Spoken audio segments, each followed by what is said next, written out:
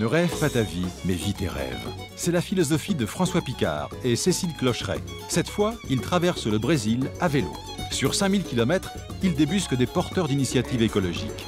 Des pépites vertes qui donnent l'espoir d'un monde meilleur. Quittant l'Amazonie, ils parcourent l'arrière-pays jusqu'à Brasilia, la capitale futuriste. Ensuite, par l'ancienne route royale, ils souhaitent atteindre les plages de Rio de Janeiro. Des coups de pédale pour prouver que la Terre peut cesser de tourner à l'envers.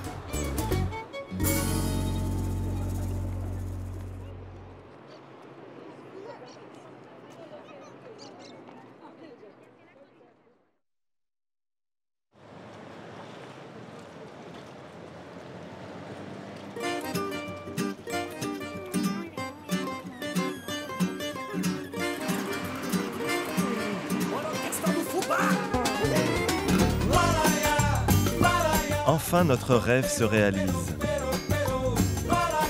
Pour la première fois, nous découvrons le Brésil, le pays de la samba, du métissage, du football et des grands espaces. Bientôt, nous les traverserons à vélo.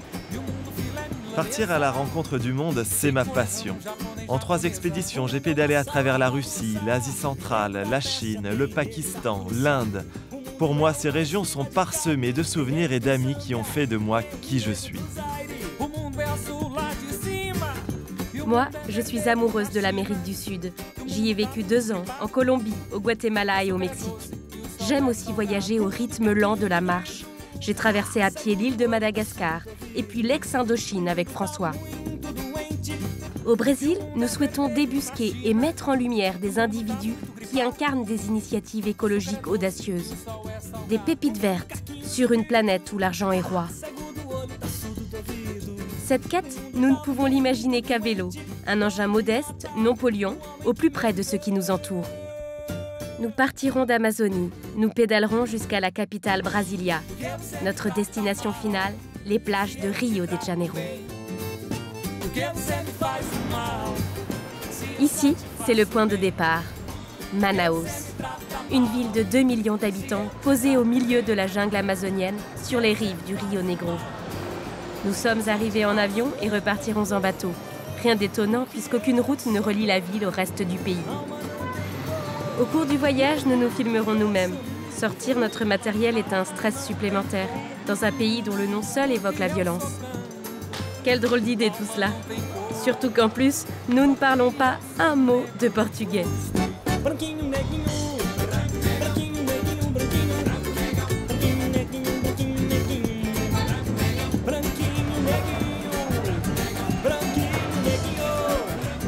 Mais un voyage qui se dessine, c'est aussi la promesse d'une nouvelle part de nous-mêmes qui se révélera.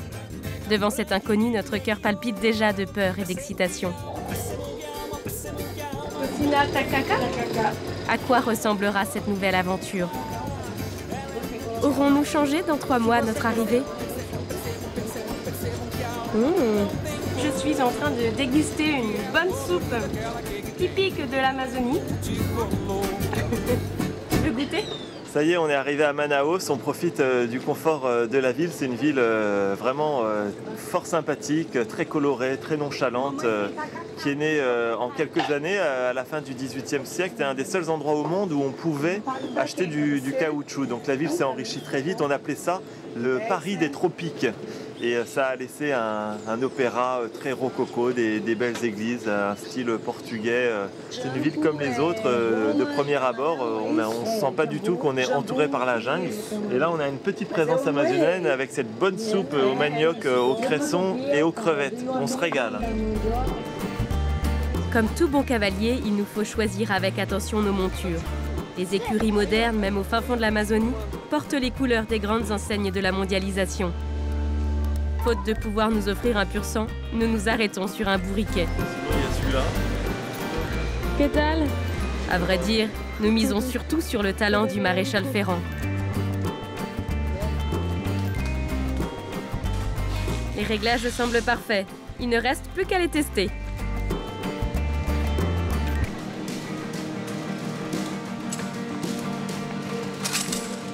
Ah, j'ai déraillé. T'as déraillé? C'est vraiment de la merde ce vélo. Catastrophe. Ah.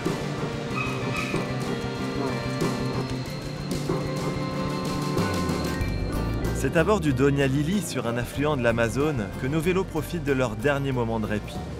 Mais pas nous. C'est la guerre pour dégoter une place pour étendre nos hamacs le plus loin possible du bruit infernal du moteur. Bye bye les clichés sur le Brésil. Loin du soleil des cartes postales, nous goûtons l'hiver tropical, grelottant jour et nuit. Et pour nous réchauffer, nous mangeons 3 fois par jour les mêmes flageolets spaghettis. Mais la traversée ne manque pas de distraction. Sur cette autoroute fluviale, les cargos charrient des tonnes de biens de consommation. C'est absurde, mais produire au milieu de la jungle est très rentable grâce aux privilèges fiscaux qui font de Manaus une des plus grandes zones manufacturières du Brésil. Ici dérivent aussi de petits chercheurs d'or clandestins. Leurs rêves sont aussi grands que leurs embarcations modestes. Ils récoltent 15 grammes par jour. Ça m'a l'air bien peu, mais ici c'est suffisant pour survivre. Quant aux rives, elles ont été saccagées par les colons. Si partout au Brésil, la nature est menacée, c'est en partie à cause de nos modes de vie occidentaux et de notre soif de toujours plus. Les réponses que le pays apportera seront autant de clés pour notre avenir à tous. C'est pour cette raison que ce sont ces territoires que nous avons choisi d'explorer.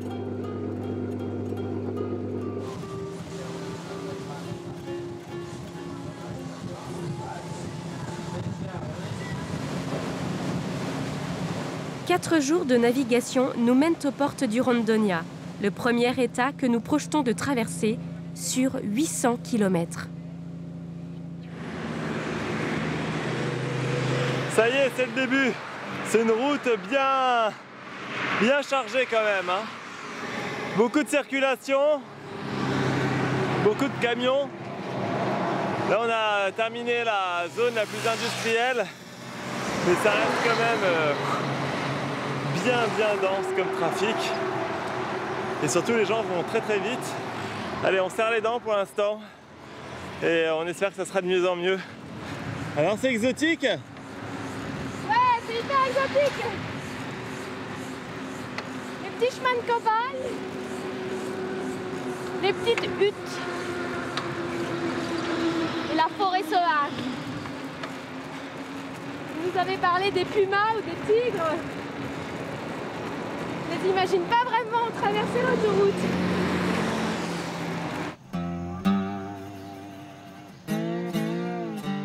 Pour ce qui est de la jungle, nous sommes arrivés avec 40 ans de retard. Dans les années 70, la Banque mondiale finance la construction de cette route pour désenclaver la région et exploiter les terres vierges. L'objectif est largement atteint. Les colons coupent la forêt et la remplacent par une gigantesque ferme. Plusieurs millions de bovins broutent aujourd'hui sur ce territoire qui n'est plus qu'un vaste pâturage.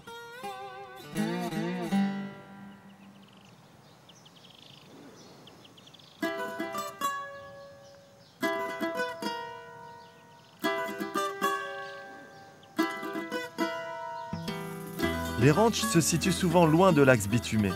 Nous qui comptions dormir chez l'habitant, nous devons nous contenter de bivouac en bord de route. Et comme le Brésil a sa réputation, pour éviter d'être seul et vulnérable, nous plantons souvent la tente près des stations-service. Alguém me olha, mas eu não vejo. Será Jesus, Moisés ou Maomé? Ele se esconde atrás do meu desejo. Além do olho de vidro, tem alguém tirando bem me quer.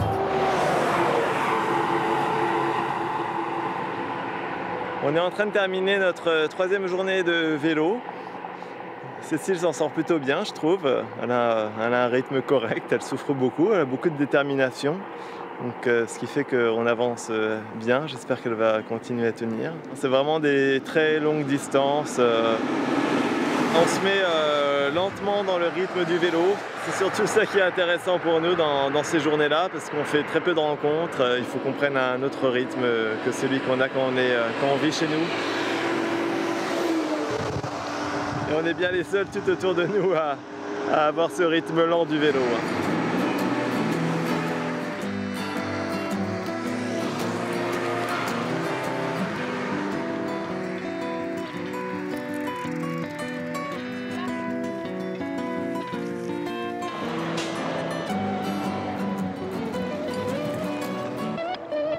Notre découverte du Rondônia à vélo détonne.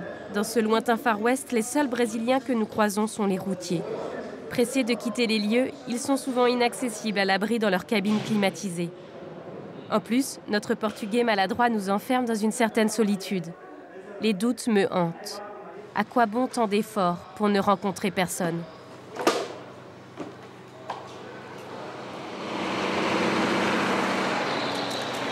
Ce midi, nous faisons de nouveau halte avec les chauffeurs de passage.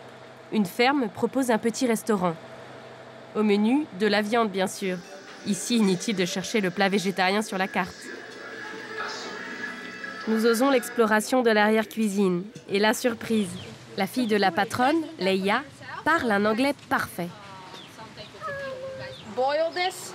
On fait bouillir la viande, puis on la fait cuire dans l'huile. C'est ma grand-mère. Et que fait-elle? Elle découpe du porc. Il te dit bonjour. Elle est un peu timide. Sa mère est italienne. Vous savez, lorsqu'il y a eu des problèmes en Italie il y a longtemps, eh bien à cette époque, beaucoup de personnes sont parties au Brésil pour commencer une nouvelle vie. Plus tard, en 1973, certaines se sont installées ici, dans l'état du Rondônia. En ces temps-là, le gouvernement donnait des terres aux gens qui acceptaient de migrer ici, car ils voulaient coloniser ces nouveaux territoires. Vous savez, le Rondônia est un état tout récent. On disait aux nouveaux arrivants, si vous parvenez à exploiter ces terres vierges, elles seront à vous. Grand-mère, il me demande comment c'était ici quand tu es arrivée il y a 30 ans.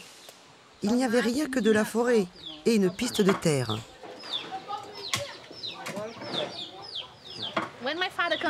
Quand mon père est arrivé, il suffisait de planter des piquets pour délimiter sa terre.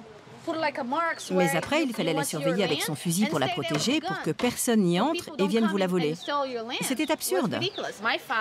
Mon père a vécu ça puisqu'il a fait partie de ces hommes courageux qui ont dit « Ici, c'est mon terrain.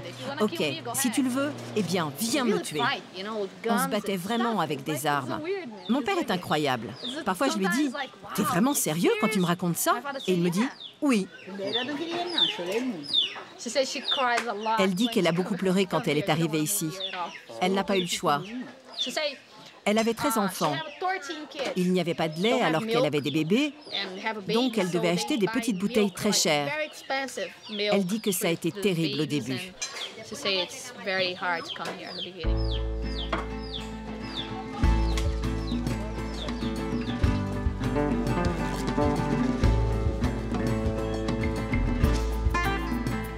Je me dis que certains destins sont faits de courage et de sacrifice, comme ceux de ces pionniers, laissant tout derrière eux pour offrir à leurs enfants un avenir meilleur.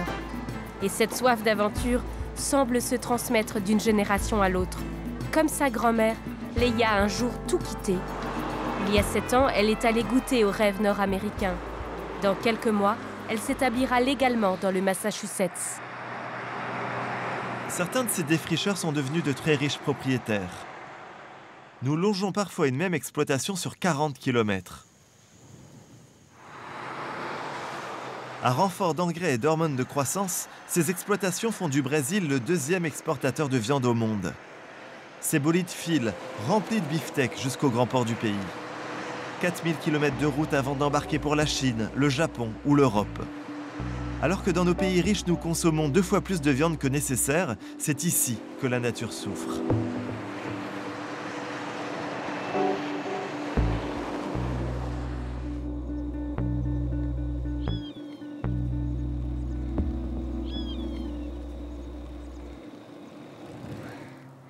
La route est très dure quand même. Ça n'arrête pas de descendre, de monter. Il fait très chaud. Et il y a défilé incessant de camions. C'est pas facile. «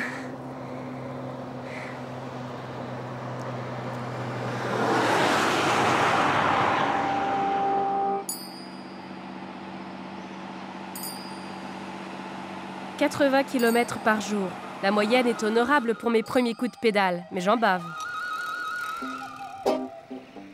Il faut dire que j'ai hâte de quitter ces vastes terres inhospitalières, dont les propriétaires n'acceptent même pas de nous céder le moindre lopin pour planter la tente. Ce soir pourtant, nous avons plus de chance. Nous trouvons un accueil chaleureux et un cow-boy bavard que notre piètre niveau de portugais ne décourage pas. Je crois que ce soir, on va dormir dans une ferme. Il y a le propriétaire qui vient de partir, qui nous a autorisé à rester avec les ouvriers qui vivent ici apparemment, et puis leurs femmes et leurs enfants. C'est une fazenda, c'est typique de la région là, du Rondônia. Ça va être sympa de vivre ce soir avec eux. On va essayer de planter la tente là, par là.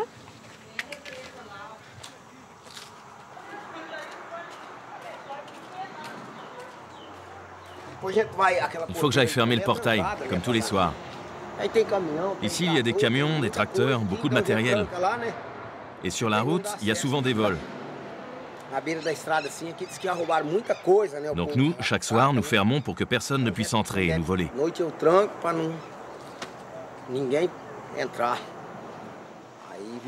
Je vis dans la région depuis 22 ans.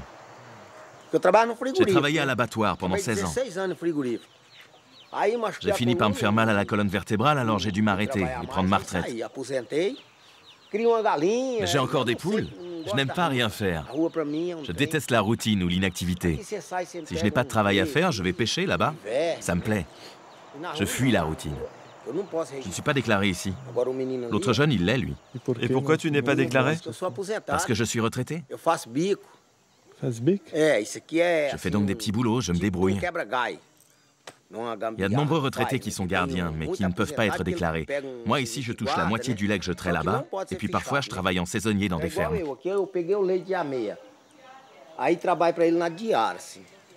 Je vais t'avouer une chose. Je suis quasiment né dans une ferme, et j'y ai grandi. J'ai passé ma vie à travailler dans les ranchs. Et j'ai tout fait. Cow-boy de rodéo, torero, gardien de bœufs. J'ai touché à tout. J'aime travailler avec les bœufs. Ah mais maintenant, j'ai 58 ans. Peut-être falloir que je songe à m'arrêter. Ici, on se connaît tous, on est copains. C'est pas comme ailleurs où ce sont tous des sauvages. Quand je regarde le journal à la télévision, je peux vous assurer que je vois des endroits drôlement dangereux.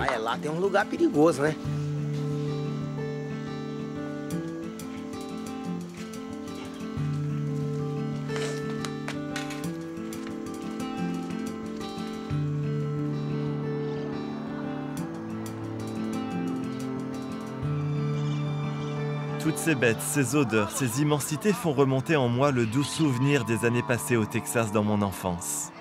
Du haut de mes 9 ans, je courais avec mes copains derrière des vachettes effrayées qui s'agitaient de tous côtés.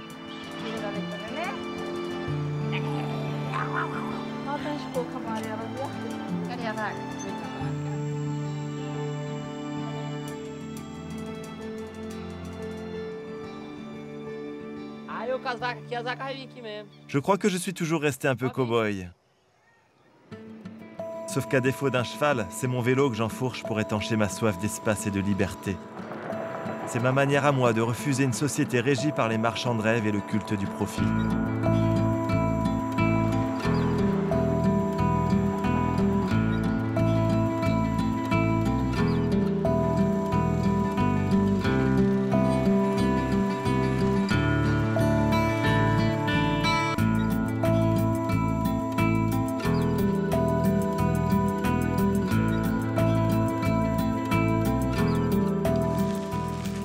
Là, on est en train de s'éloigner de l'artère principale que l'on suit depuis le début du voyage. Après 25 km de piste, on va arriver dans la forêt où vivent les Surui, qui est une communauté indienne qui a été en contact pour la première fois avec les colons en 1969. Donc c'est vraiment extrêmement récent.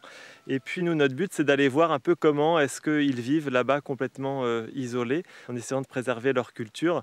Il faut dire que là, il n'y a aucune indication qui nous dit qu'on va dans la forêt, on va voir ces Indiens. Et on est assez impatient de voir à quoi peut ressembler cette terre indigène. En tous les cas, elle est bien reculée. Hein. Entrer en contact avec les Païters Surui n'est pas une mince affaire. Depuis que nous avons débarqué du bateau, nous cherchons à nous mettre en relation avec eux. Mais ils se méfient des Blancs. On peut les comprendre.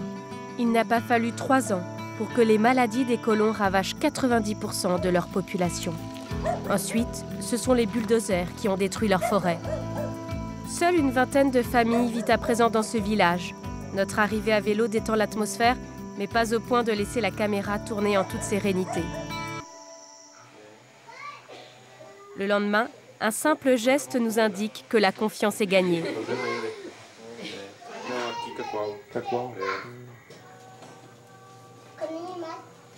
Oui.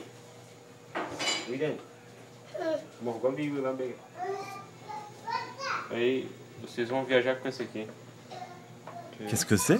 C'est un collier. C'est un cadeau pour toi. Oh, un cadeau. Merci. Et celui-ci est pour toi. Merci beaucoup. C'est hyper touchant. Le blanc pour les femmes et le rouge pour les hommes.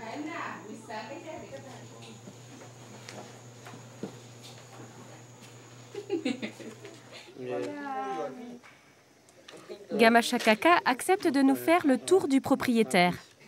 Lui, ses 12 enfants et sa ribambelle de frères et neveux sont responsables du reboisement du territoire, aujourd'hui zone protégée. Patiemment, il réintègre une à une les espèces que les Blancs avaient pratiquement fait disparaître.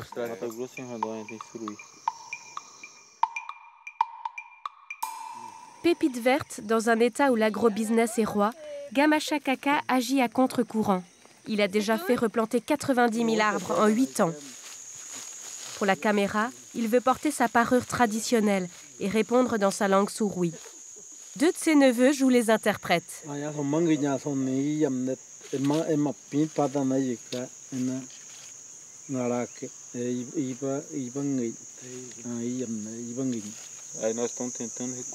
Nous sommes en train de récupérer des espèces, d'en réintroduire certaines qui sont sur le point de disparaître. Les arbres que nous replantons sont, entre autres, ceux qui servent à faire du bois pour les meubles. De l'acajou, du merisier, du cèdre cannelle, de l'açaï, du taoub et de l'ipé. Ce sont différentes variétés.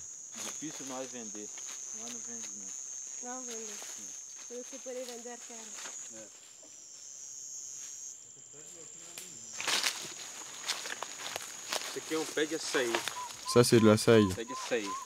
De l'açaï. C'est un petit fruit traditionnel. À quoi sert-il? À faire des jus. Pour boire. Des jus? Les Blancs les apprécient. Ils boivent aussi le jus d'açaï. Oui, l'açaï. C'est un fruit traditionnel pour nous. Tu sais, il est natif d'ici. On en mange aussi les cœurs de palmier.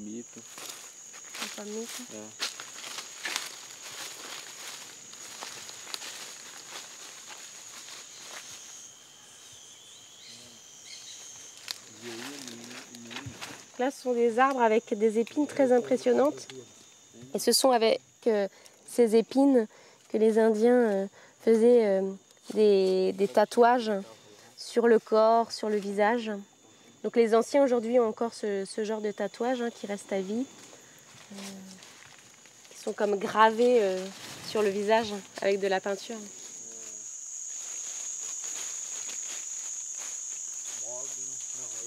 Selon notre légende, si une femme touche cette plante, elle tombera enceinte.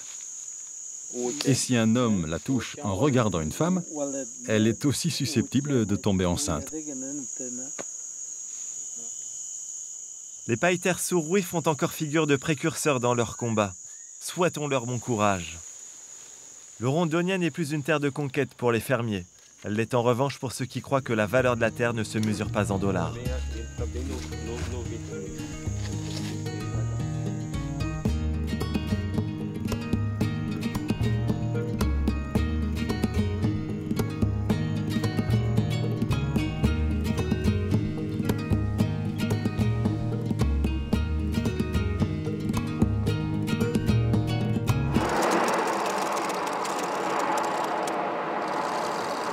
C'est mort là? Ouais, on peut plus pédaler. Les roulements à vis sont complètement foutus. Les pignons tournent dans le vide. On peut pas réparer ça comme ça, sans outils, donc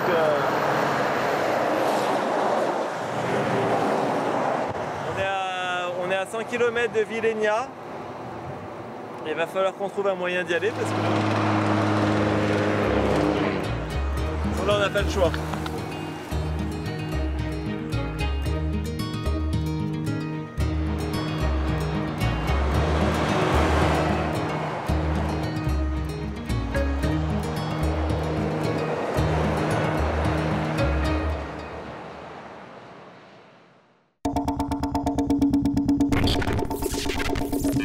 Dans les jours qui viennent, nous découvrirons un bout de Russie perdu dans des immensités agricoles où le vélo n'a pas vraiment sa place. Les rencontres se feront plus faciles et cette fois, notre quête de pépites vertes nous mènera auprès du mouvement des paysans sans terre.